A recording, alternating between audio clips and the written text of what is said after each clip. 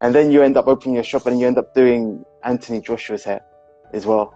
Were you doing Anthony Joshua's hair before the shop or when you opened the new shop? And also, how did it even come about? Anything I've gone into, I've put 100% into it.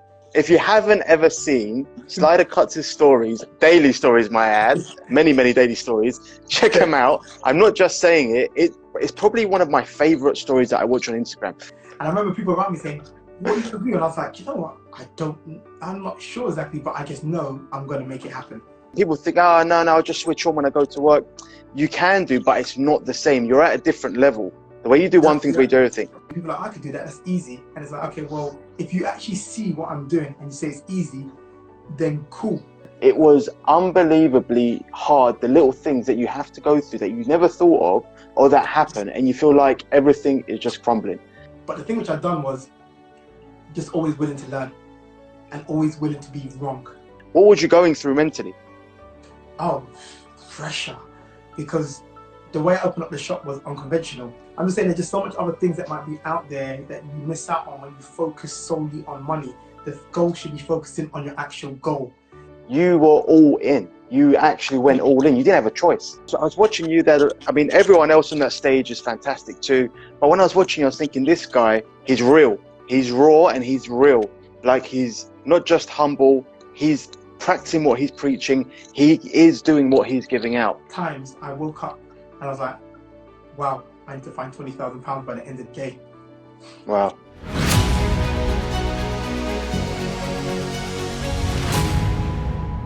Welcome to another episode of Hot Talks. With me today is a very special guest. This guy, he's laughing already. He knows what's coming up. This guy is the Black British Business Awards winner. He is the Evening Standard Business. He has an Evening Business Standard nomination. He's an author. He has over 80,000 Instagram followers. He's got his own barbershop. And better yet, he's got a busy clientele list in the barbershop. All you're missing is an Oscar and a knighthood. And then you're done. So without any more, my guest today is Mark MacGyver, better known as Slider Cuts. My friend, thank you so much and welcome. Thank you for being here. Thank you for having me. Thank you for having me. It's a pleasure. The first time I saw you, actually, when you caught my eye, was you were doing something live. And I think it was one of those HJ live events. And you were on stage. Yeah, you were on stage. I actually asked you a question as well. Question. You know what? I think it was to do with trends. And I said, do you think like China bonds and twists are coming back in or something like that, or something along those lines? Yeah. And actually I said to you, before I say anything, I want to say thank you to because you had that Facebook advertisement going on. And I was like, you've really brought light to barbering, and I want to say thank you on behalf of all of us, because you've done a great job for all of us. You know, it's a win for everyone. Yeah. So it was back then, and I was watching you there. I mean, everyone else on that stage is fantastic too. But when I was watching you, I was thinking, this guy, he's real. He's raw and he's real. Like, he's not just humble. He's practicing what he's preaching. He is doing what he's giving out. And that's really key with you. So that's why I couldn't wait. I messaged you straight away. When I had the list of people to come on the series, I was like, I've got to get Slider on. It's going to be amazing. And obviously, we're going to be talking about a few things that you've done. Nonetheless, your book, Shaping Up Culture, that we're going to get to later, that I actually binged through in 2 days, I think. I got through it. I couldn't put it down. Simple read. Yeah, it's very... I mean, that's one of the best things about it. It's a simple read. I'm going to go into that later, but if you haven't read it, obviously definitely pick it up. And I'm going to go into more details to why you should have read it by now. If you haven't, go get it. So I want to start by obviously going through your journey, because I think a lot of people are going to get something to take from your story. I probably want to go over a cliche, and I want to ask you, who was Mark MacGyver growing up, and how did you end up in barbering? Well, Mark MacGyver, although everyone MacGyver. Mark MacGyver was a energetic, you know, very energetic. Like, as a kid, like I had so much energy. I used to call myself the Energizer Bunny, like, because I acknowledged that as a kid I had just all this energy, you know, and just excess energy. I loved performing. So, I did, I went to drama school when I was a kid. I got involved in MCing. I got involved Oh in wow. music. I got involved in, just anything to do with performing. I just enjoyed performing. Can I add something to what you just said? You just reminded me. I was on your story the other day, and you actually have a very good voice. I don't know if people know that. I heard you singing, and you got a very, very good voice. Not a good voice, but every now You. and then I hit the note right. Sorry, go ahead. I interrupted. um, but yeah, so that as a kid I just enjoyed performing. I enjoyed all that kind of stuff there, acting. And I got into barbering because at 13, 14 years old, I was still getting haircuts at home from my mum and sometimes my brother, or my brothers most of the time at that point. And I just wasn't, I wasn't getting fades, I wasn't getting no styles. It was kind of like mini afros, no shape up, no, just no, just like looked like I never had a haircut. So I was like, no, I want a haircut, a good haircut. So I picked up the clippers myself and tried it myself and messed myself up. Had to cut all my hair off, but then I still didn't have no money to go to the barbershop, so picked up the again, messed it up again. Still had no money to go to the barbershop, so each time it felt like I was getting better. And I remember one day for the first time, I went, I think I was about 14, 15, I went into a barbershop for the first time with my friend who was getting a haircut. And I looked at them and I was like, oh, that's what they're doing. So they put the line around first and then they fade it out. And I was just watching them like, when I get home, this is me. And then went home. I remember I cut my little cousin's hair. I remember I gave him a good haircut at that time. I was like, because I had watched someone now. I was like, yes, that's Yeah, me. So I yeah. was just doing that kind of on the side. It wasn't a job. I wasn't getting paid for it. It was just something I kind of enjoyed. Then I was, went to college, did performing arts. At this time, I was building up a clientele list in my area because I wasn't charged for haircuts either. People, Mm. when they couldn't get to the barbershop, would come to me. Because they're like, my nickname was Slider. They're like, yeah, go Slider's house. He'll give you a shape up. We can get a quick haircut from him and you can't make it to the barbershop. Cool. Um, that was going on for a while. And I was getting better and better and better. Then in this shop in my area, I think asked me or asked my auntie to ask me or something like that to come and take over that space to make it a barbershop. Oh But wow. I wasn't ready. Like I didn't think I was. But I was thinking about it. I thought, look, I've got all these customers in my area, Yeah. so having a barbershop in the area makes sense. But I didn't take it on in the end. And then I got this kind of unofficial apprenticeship in this shop called D&L's, which I was at for like 16, 17 years up until like I opened up my own Wow. shop. Where is that? I think I've heard of that. Where is it? That is in Holloway, like near Yes, Finsbury Park. near Finsbury Park Station, right? Yeah, yeah, yeah, Yeah, yeah. yeah, I know it. Yeah, yeah, yeah. Cool place. Yeah, yeah. Busy, busy. Yes, yeah, yeah. It is. So I was there for that 16 years, like, and I was managing it for about 10, 11 years, co-managing Mm. it, like 10, 11 years.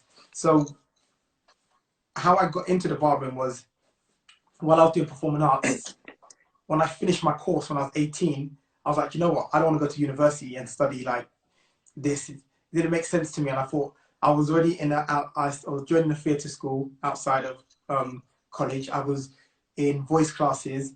I was dance classes. I was like, so why am I going to go to university to do all these things that I'm doing anyway? So I was like, you know what? I don't want to do that no more. I'm going to go into barbering and carry on working because at this time I had this kind of like part-time job there. I said I want to do that full time, and if I find out what I want to do, I will leave barbering, working and go and do it. And that was my kind of like my promise to myself, Mm. So I just went into barbering. But one good thing I'd say about my character has helped me so much throughout the years was anything I've gone into, I've put 100% into it, even if it wasn't something that I wanted to do or something I saw a future in. It was kind of like while I was in it, I gave of myself to it, and that's with everything. That would be Everything. in a relationship, whether that's work, whether that's kind of like helping you lift boxes or move stuff from your house. Whatever I've done, I've always kind of put my all into it, which helped me because I went through all these phases, well, not phases, but I went and did a personal training course. So I'm a qualified personal trainer. I did a Oh, really? foundation to social work, but Wow. I realized I didn't want to do that either. I was about to go and do a business course and a photography course. These things I never did. But by the time I turned 24, 25, I was like, you know what? I think barbering is my career. You know, this is what I'm doing. Like, I'm enjoying it. I do it, you know.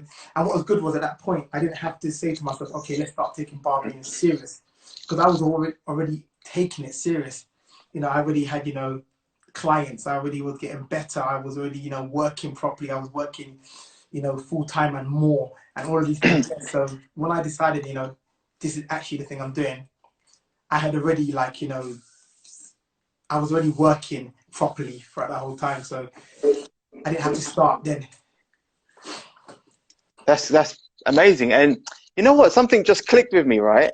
So you did arts and drama, right? Yes. All right. This now comes into your Instagram stories. This all makes sense now.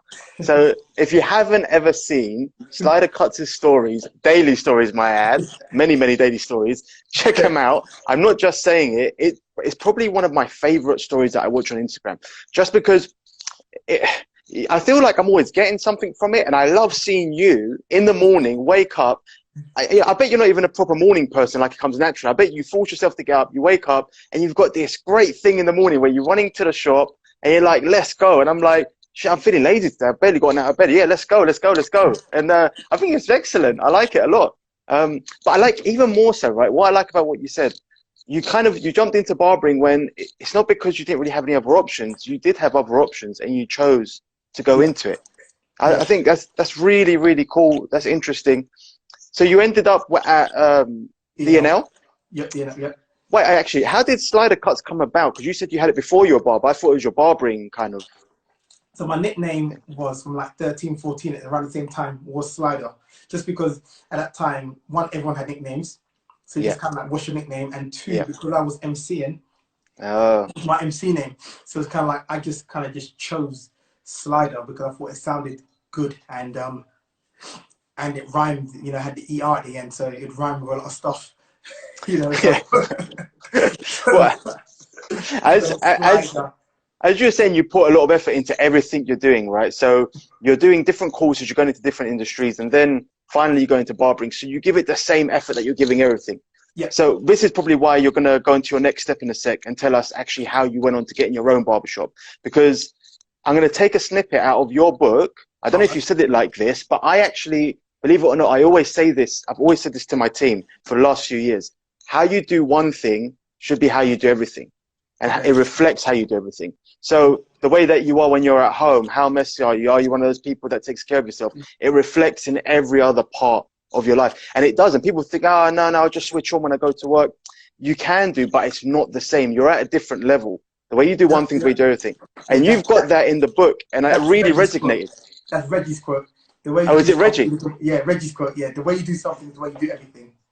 I like that a lot. That was in your book. That really resonated with me. And that's kind of what you're kind of alluding to at the moment, because you're putting a lot of effort into everything. And now you're getting into barbering and you're going to reap the rewards in a second. So how did you end up going into your own shop? And is it true that you pretty much cold called someone, went into their shop and asked them if you could take over their shop? Yes. So maybe it might be like 5 years ago now, I was working in a shop. I'm co-managing DNLs, and there were things which I just wanted done in DNLs where, as a manager, I don't own the shop, but I had all these ideas and it's constantly buzzing. I have all these things where I think this should happen and that should happen, all these different things, right? And I couldn't get them done. No, like, issue with not getting it done. Just, it's not my shop, so I can't. You know, like, people work for me now. You can have ideas, you know, and you can bring them to me. I might take them on. Some of them, I'm not going to take on everything you want me to, just because you want that. You know, if you want that, then you're going to have to go open up your own place, and then you can do whatever you like. So about 5 years ago, 4 or 5 years ago, I came to a point where I was like, actually, you know what? I've got all these visions and stuff like that, and the way which I think I want a team to run, and the way I want this to run. I have to have my own space to be able to do that. So I told the owners, told everyone, like, you know, excuse me, I'm sniffling, I've got hay fever. I get it as well, don't worry. I told the owners, I told everyone, you know, I'm deciding to leave, you know, I'm leaving. I'm going to be soon open up my own place.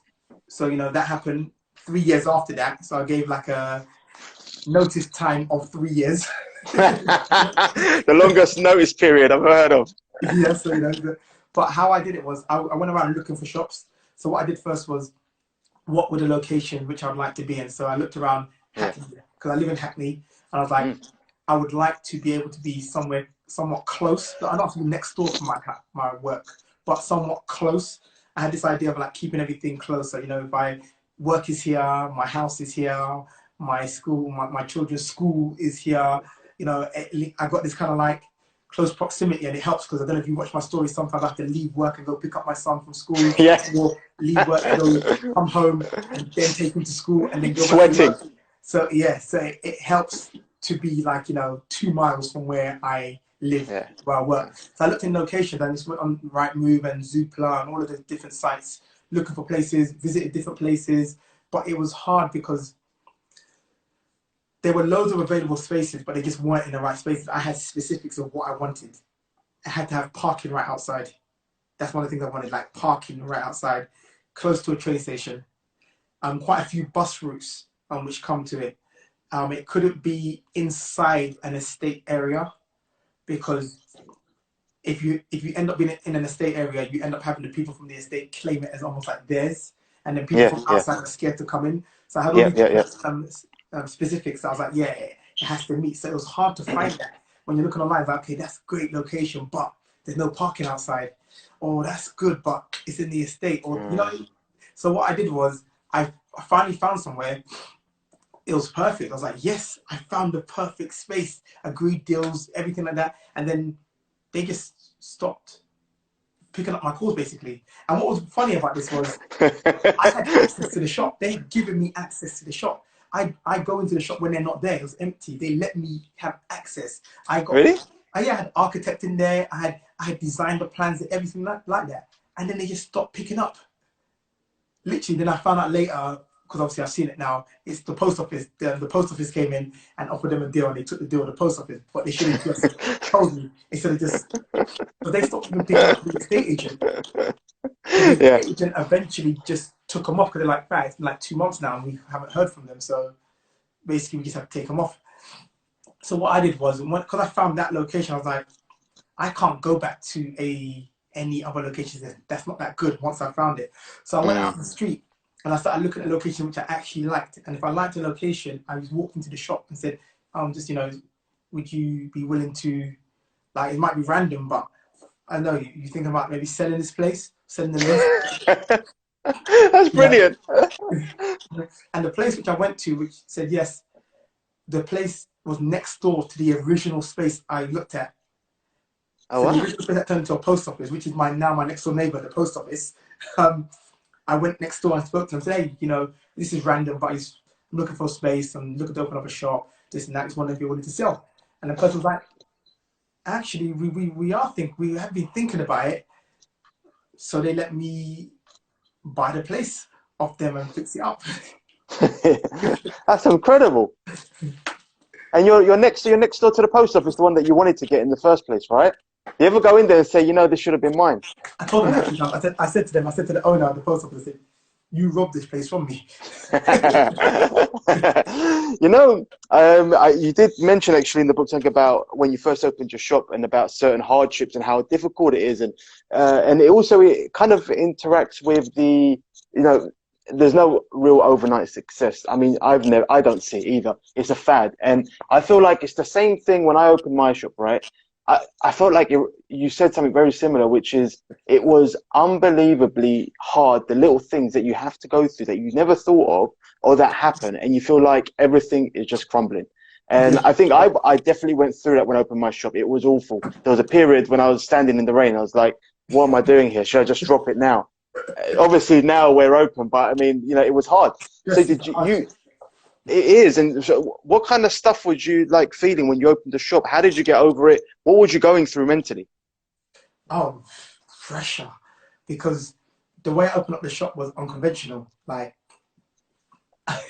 when they said yes to me, basically what happened was because of the 3 year period, I had been looking at properties throughout those 3 years, trying to find the right space.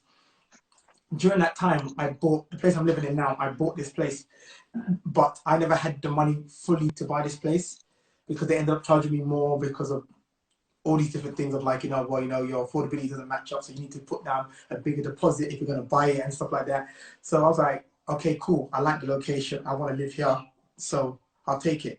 So I had to borrow money for the deposit. I had to max out my credit cards. Literally, I maxed out about £35,000 of all my credit Oh, cards. You know, so I maxed out all my credit cards, and it's like these are high, you know, amounts of money I have to pay out every month to that. And then suddenly this place becomes available now, and they're like, yeah, you know, you can take it basically now. You know, it's yours now. So I was like, not only have I got no money, I feel like I've maxed out all my resources. Because I've always looked at my credit cards being like, you know what, if anything happens, I can always just go to my credit cards. You know, you know, the worst comes to worst. But the worst came to worst already, and I maxed out. So I was like, oh wow, like, you know. So I said yes to something, and I'll be open with money. I don't really, it's in my book anyway. I talk about them figures. yeah, The least basically with the deposit was £65,000. So it's a lot. yeah, and that's not with that doesn't include, you know, fitting out the place. The fact that the place had to change the roof. You know, the roofs had to change because, you know, that costs a lot of money. I had to change everything. I had to, you know, do a whole new water system. The place was rat infested. And when I mean rat infested, I'm not saying that as a term. I mean, no, literally, when I've gone in there before, I've seen that there's rats just run across us. Like, so I had to start Oh my with God. those things there. I had to change because they were talking about, is it sewer rats or something like that? We had to sort out the piping and sort out the thing underground in the pipes to put some type of gauge in it so that it couldn't come through the piping area. Just so much stuff, right? And these are the things there. Those are the things which I wasn't even accounting for when I originally was like, okay, it's gonna cost me this much to fix it up. It's like I wasn't accounting for how much it's gonna cost to get rid of the rats and stop them from coming in. The rats. I didn't think about how much the roof costs to change, and I had to change the roof 3 times. Wow. So What one? like, it's just like, it was just crazy. So it was a struggle because, like, on top of doing all these things, I have no money, and I said yes to the man, knowing I had no money. So I was like, okay, yeah. He's like, yeah. So you can take it. I said, yeah. I said, okay, but, you know, give me some time. I said, you know, let's work out a deal. Give me a few months to pay the deposit. You know, by this date, I'll get you, you know, 1/3 of it. Then the next one, then on this date, you know, it's like, I said, you know, give me a few months. So he's like, okay, cool. So now it's like, I got to find £65,000 in like 4 months, 4 months maybe. And I remember people around me saying, what are you going to do? And I was like, you know what? I'm not sure exactly, but I just know I'm going to make it happen. Whatever the case. And that stress on my head, where it's like, I'm waking up. And I say it in my book, and it's not exaggeration or lying.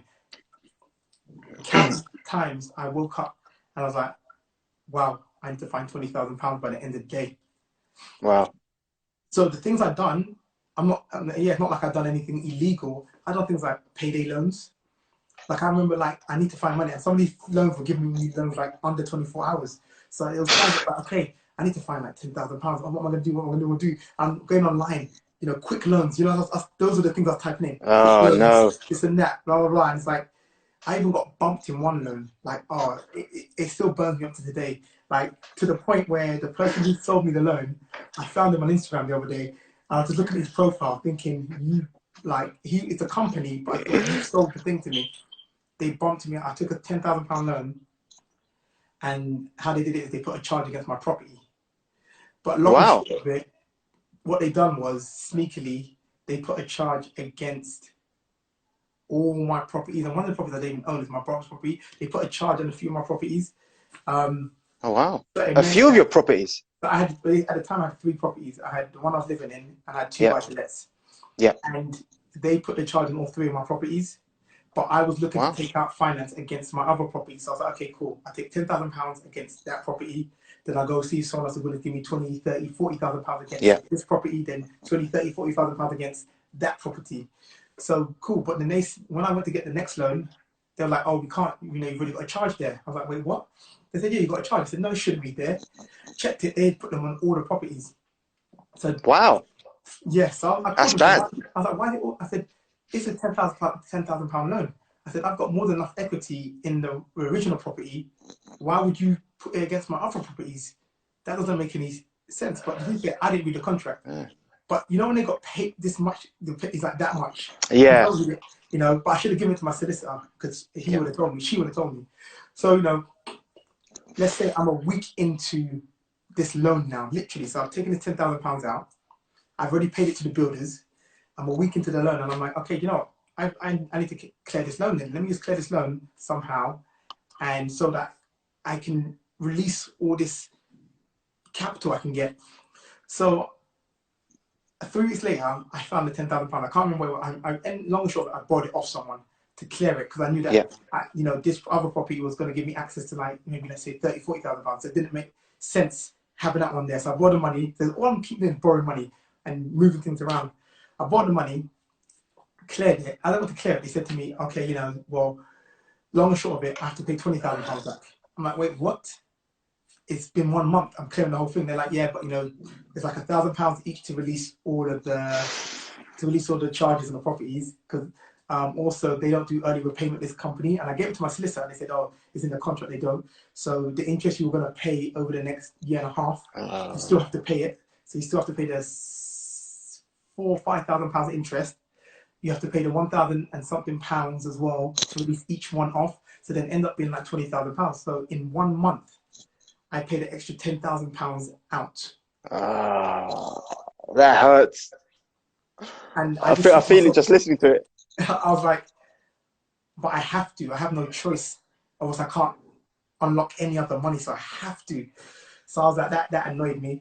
And I was like, well, I can't even dwell on it. Keep moving because there's still more money to find. So just loads of things were just popping up over time, and just like, it was just one thing after the other. If you read the book, the chapter, The Struggle is Real, that gives you part of what it was like. I mean, obviously, like if you don't know already, the shop today, I would regard it as a success. It's a really cool shop. It's a standout shop.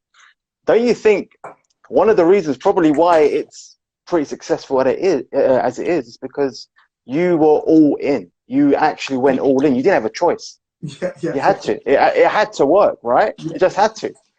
It had to get. The funny thing is, getting it open was the hard part. Once it was open, for me, I was like, you know what? That's when it's okay.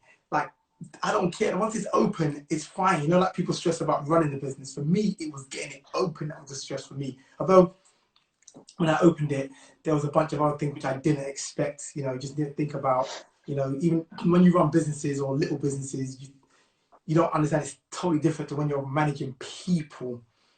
And it just came, you know, so much things along the way. I was like, okay, I'm learning as I go along. But the thing which I've done was just always willing to learn and always willing to be wrong. And also I've got a team around me, so I listen, I take ear to some of like my PA as example. You know, she can get through to me to somebody. I listen to her. Like she says something, I'll listen to what she says. You know, even like my assistant manager in the shop, I'll listen to what he says. You know, so I've got people around me where I've even said to, because we've got like 15 staff members, I said to them, you know, with the whole HR process, if you've got an issue to raise with me, obviously people will be scared to raise that with me. So I'm like, what you can do instead is raise it with my PA, raise it with Elliot, the deputy manager. If you want to, if you feel like there's something you can't even say to me, so it's keeping everything accountable and meaning that when you got it, I can always be spoken to as well. Yeah, managing people is a whole other thing in itself. It is tough. I mean, it is a massive challenge, man. When you go and open your shop, and people just do think it's easy, and like you say in the book, the overnight success thing is such a fad, and everyone thinks they see it and they think, yeah, like he got his shop, he got it easy, or he found it. They don't see everything that led up to that point, and I think your book displays that quite well. And then you end up opening your shop, and you end up doing Anthony Joshua's hair as well. Were you doing Anthony Joshua's hair before the shop, or when you opened the new shop? And also, how did it even come about? I think, no, I've been cutting his hair since I think 2014. Wait, when did he become professional? He became professional in 2012, I think he became professional. So I was cutting him, I think 2013 or 2014 I was cutting him from. That just came because, no, probably about 2014. Yeah, that came because he saw me on Instagram. Oh, really? Yeah, he just saw my work, like, because of the, especially back then, I used to post 3 to 5 haircuts every day. So it meant that what you could, I always appeared in a lot of people's Explorer pages because of just the Yeah. volume of content work I was putting out there. So a lot of people came across me like that. Even like Tiny Temper, he Mm. came across me because I think his manager or someone saw me on Instagram and showed it to him. Reggie Yates, same thing. He saw me on Instagram. So yeah, and especially back then, I was pumping so much work out every day because my whole thesis was it's easy to put the best haircut of the week or the best haircut of the month. Yeah. But if someone puts out like 3 to 5 pictures every day, you know that's the level that I cut out and cut at. And I just haven't tried to find my best picture. So I want to show people my consistency. And you know, if you think I'm at level 5, as example, between 1 and 10, then cool. That's the level I'm at. But I don't want to even deceive you to make you believe that I'm at level 10 because you see my best haircut of the month. I would rather you see who I am so that when you do come to me for a haircut, I don't have to be worried because all I have to do is what I do every day anyway. So yeah, that's how they kind of saw me. So he saw me on Instagram. He was following Is me for a while, for a few months, I think, maybe even longer. I'm not sure, but not. He wasn't literally following me. He was constantly looking at my page. Same thing with Tiny. They were constantly looking at my page. They weren't following me, so I didn't know that they were following me. As to why, uh, like one of the chapters in the book is you're always in an interview. You don't yeah. have to know you're in an interview to be in an interview. And they eventually contacted me because they're like, yeah, they really like what they're seeing, you know, the personality to the mentality to the haircuts. You know, they felt like, you know, this is someone they want to cut with. Yeah, is that why you post so much on your stories every day? Is it because of what you mentioned, I think in one of your vlogs or something about you want to be always on people's minds kind of thing. You always want to be available. Well, it's two things. One is I post so much because I want to show people the day to day of what actually happens. So Yeah. the posting came about because I was like, people can see a picture, but that doesn't give you an idea of what's happening throughout the whole day. With the Insta stories, you get to see what's happening throughout the whole day. Yeah. From maybe if I put up the time I wake up to, you know, sometime, you know, taking my son to school, then, you know, going to work, coming back, taking my son to school, going back to work, cutting hair, cut. Some of the jokes in the shop, this and that. Go pick up my son, come back, take him home, come back to work, carry on cutting hair. And it was because I want to show people what it was actually like working. Because sometimes people get confused and see the finished products Yeah. and see the accolades and they don't see the other things that are going in. So when it's like, it's easy to do, people are like, I could do that, that's easy. And it's like, okay, well, if you actually see what I'm doing and you say it's easy, then cool. You know, if you think that's easy, then fine, you know. But if you don't see what I'm doing, but then you see me cutting, I don't know, Anthony Joshua's hair, and you're like, oh, I could have got him. But you don't realize the story of actually it's all of those pictures I was putting out every single day, Consistently. consistently every day that got that. You know, it's the early morning starts. You know, why have I got so many customers? You know, do you see me working at 5 a.m. and finishing at 6, 7 p.m. Yep. Then going home and putting my children to bed, and then you know doing all these things, then waking up again back in the morning at 4 a.m. It's like I want to show people what it's really like, and also along the way, if you see me earn anything, you know, whether it's accolades, awards, or whatever it is, right? At least you can say that you've seen the story. So you won't be one of those people who just says, okay, you know, he's lucky. Yeah. No, far from it for you. I mean, if you don't, if someone doesn't post haircuts and they're watching this video at some point, they're not a barber. I think they won't appreciate actually how difficult it is to post around 5 haircuts a day. Not only to get the time for it as well, by the way, when you're busy, but to post 5 haircuts a day and for them all to be good and to look good. It is not easy at all. It does actually reflect how good your work is and how much effort you're putting into your work I don't post five consistently. anymore, but I don't post five It's anymore. time consuming as well. It It's is time very time consuming. consuming, and also I But think you, Instagram. I think what do you call it as well? They started shadow blocking me. They started seeing my content, I think, as spam. oh really? Like, I think I Your think content when is the spam. algorithm, I think the algorithm started seeing so much content going out, Yeah. it started reducing the people that were seeing my work. So I was like, Wow. okay, and I started looking into it, and I was hearing that okay, so someone was saying that Wow. someone even like who worked like Facebook said, oh, if you have similar content going out the whole time, similar captions, the algorithm picks it up and sees it as as like spam because it looks like a similar image because it's not a person. So it's just an algorithm seeing, and I do want my picture the same direction as well. So this picture, haircut, fade, same background, and that same thing. Number one with the grain, number two with the grain, skin fade, no fade. It's the same similar captions. So I started realizing, oh right, it's picking me up as spam. So now I aren't even seeing my work anymore. So I had to really reduce it so that. So a good tip, if you get to that level, that's what will happen if you're posting that much. If you can get to that level first and foremost. But I mean, it doesn't really matter because you do videos during your haircuts. Another thing that is crazy, by the way, you do videos of your haircuts while you're doing your haircuts. Now, actually, I want to ask you I want you to be honest, right, about this one.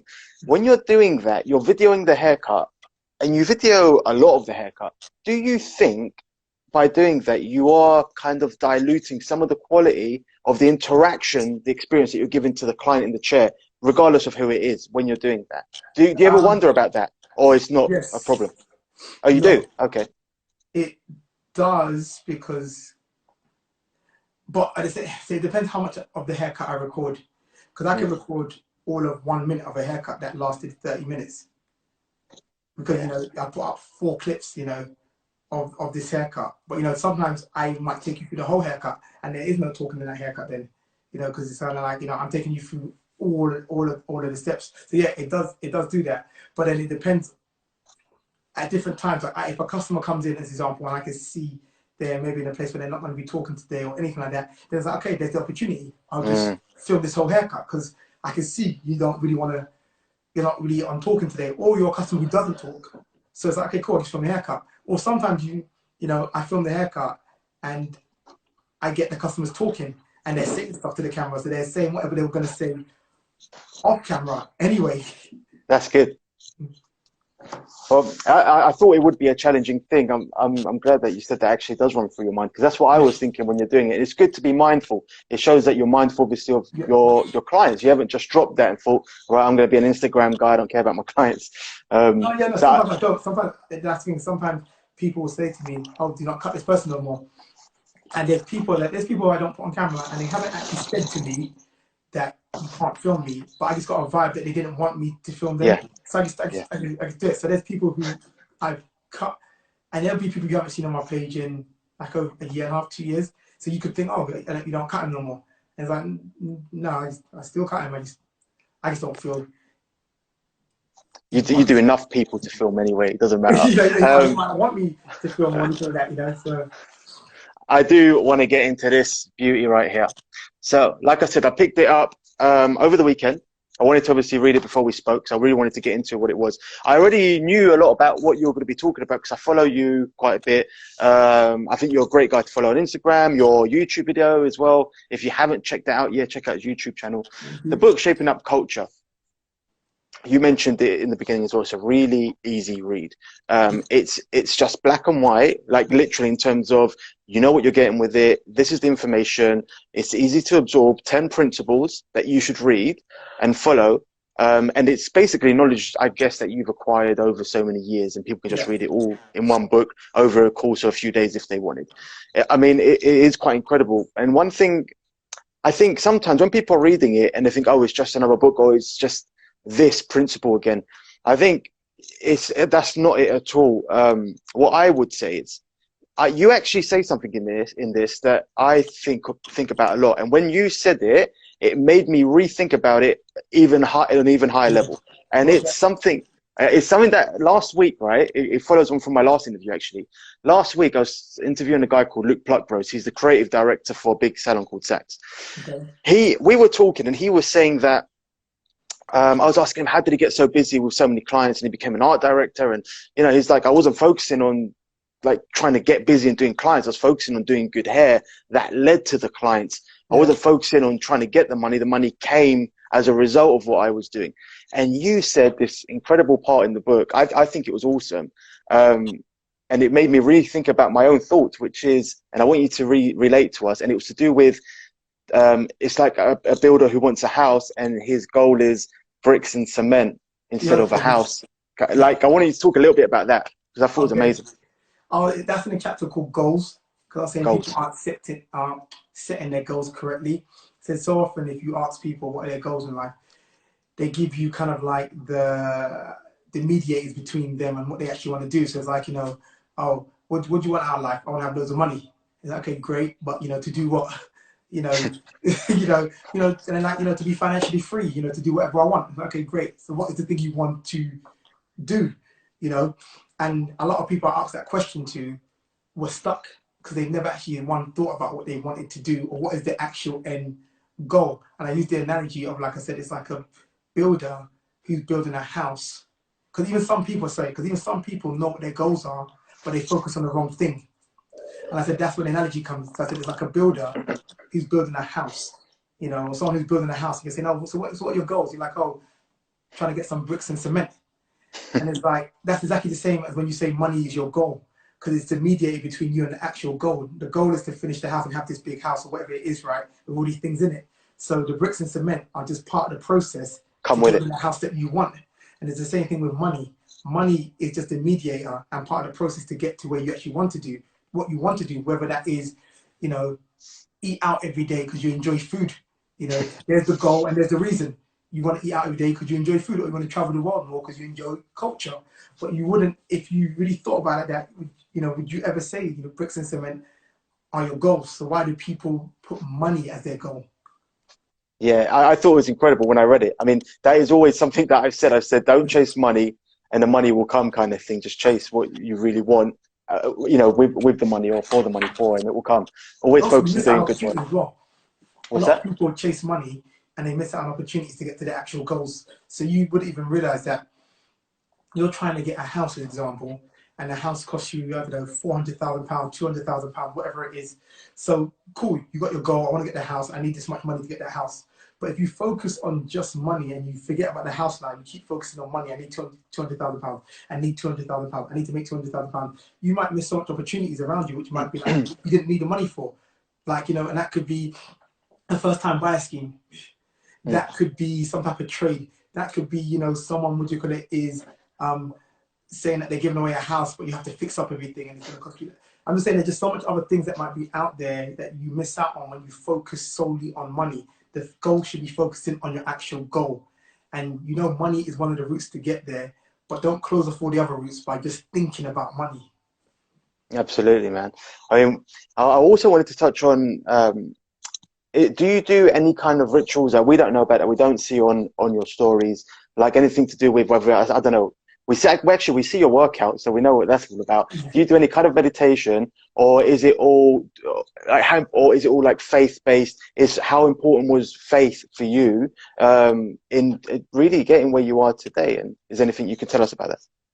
Yeah, my faith, you know, my belief, kind of like not it drives a lot of what you call it, my confidence. It drives a lot of my drive, you know, because even going through that open up the shop phase, the thing that kept me going was me almost feeling like I had heard a word from God, which is just saying, you know what, just focus on today and do whatever you need to do today. You know, then when tomorrow comes, worry about tomorrow.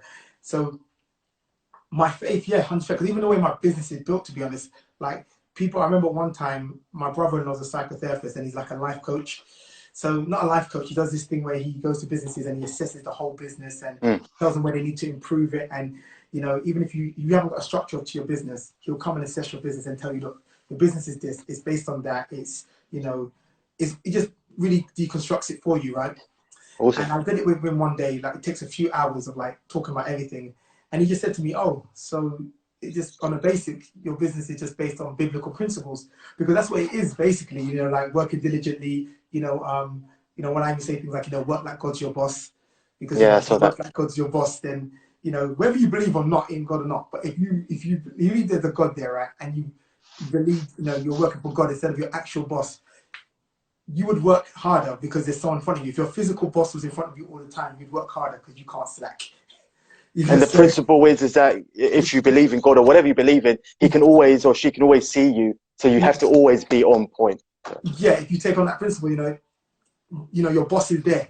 So when you're slacking and you're thinking you're getting away with something, you're not because your boss is there. You know, so yeah, my faith plays a lot of part. My integrity, the reason why, you know, I feel I have to be so honest with my work. you know, because I feel like my faith, you know, drives that.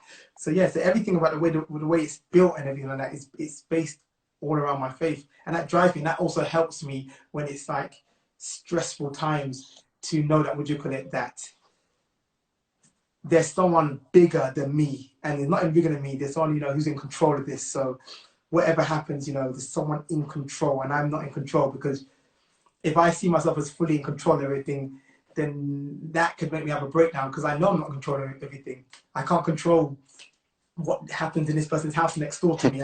You know, like there's so much things which we have no control over. So I think it really helps me to know that there's someone bigger in control. It's a bit of relief. It's a Yeah. little bit of relief. Do you pray a lot? Is it a daily thing for you? Do you use that as a type of meditation, or is Well, it? yeah, it is. Yeah, yeah. Praying is definitely. In recent times, I said I'm not praying as much as, well, I'm praying more now actually, especially with having more time. But I think a lot of times when I get into like the Me really too. hectic times of life, you know, I'm doing, you could say, drive-by prayers, which is kind of like, you know, just kind of like passing by type things. But there were times in my life when there's a lot more focused time to actually pray. I, But it's kind of I, like different seasons. yeah, I do agree. Like with whatever you believe in, I mean, whatever it is at all, if you do believe in something, I suppose it does help when you're going through these hard points, or when you're trying to set something up, or during it, or personal Yeah. life, relationship. It really does help. It's also, it can be used as a form of, I know a lot of people do a lot of meditation now. It can be used Yeah. as a similar thing as that, and it really helps clear your mind. Yeah, you want just to So be at peace, just to relax and kind of like forget everything else that's actually going on. You know, it does really help. yeah, I think so. I think it's great. So I do want to wrap up soon. I actually, I want to ask you, actually, probably one of my last questions. Who is, and I'll tell you why I'm asking, Laquena McIver My is in wife, your book? I yep, knew it. Okay. So I thought so, because the way you talk about her is, I was thinking this must be his wife, because do you agree, behind every great man is a greater woman? yeah, yeah, yeah, And yeah, yeah. you do, I think it's nice that you write on that, in your book, that without her kind of thing, you know, she does help you in a lot, like correcting your grammar and stuff like that, and keeping you on point. Yeah, yeah. She designed the logo. She's an artist. She Wow. designed the logo. The front cover of my book she designed. Um, as I said before, I, you know, built a official team. She was the team. You know, she did my emails. She sent invoices for me, which I didn't. You know, she set up. If you've ever like gone to any companies like BBC, you have to fill in all these long forms to get paid. And I remember going 2 years and not being paid from BBC just because I didn't understand it. You know, it was long. And I remember she heard about it and she just sorted it all out. You know, so yeah, before I had an official team, you know, she was the team helping me out with everything. I feel like I've got the same kind of feel with that, with my wife. And I thought when I saw that, I was like, Laquan is definitely his wife, 100%. I know Yeah. exactly what he's talking I about. didn't realize I didn't mention that. I didn't realize I didn't mention she's my wife. Yeah, it doesn't actually say it, no, in the paragraph. It might somewhere in the book, actually. I I don't know think if I back, missed back it. you might say it in the thank yous. Yes, it's in the thank yous, but it doesn't. Yeah, yeah. So it could have been your sister or whoever. I don't know. But Yeah, yeah, yeah, yeah. what this has been great, man. Like I feel like this is one of the reasons why I had to get you on. I was like, this guy definitely, he's on a level I can relate with. I think a lot of people could be able to relate with you. It does remind me, there was a message that I think we were messaging about something, and I said to you, our paths will cross one day. I think if you go into I your remember I remember having that message saying, I don't know what we were talking about, and I said to you at the end, thank you, and our paths are going to cross one day, I because I remember knew that. it. I remember Yeah, that. I knew it. Yeah, stayed in your mind. I was like, your energies, like if you're on a certain energy, you have to be there. If you want to get anywhere, do anything in life, you need a certain energy about you, and you definitely have that, my friend. And this Thank is you. why I knew this was going to happen. So I want to wrap up with, if you don't have the book, I'm going to do everyone a little favor here. In a few days' time, I'm going to post an intro to this video. It'll be on the House of Thrix Instagram page.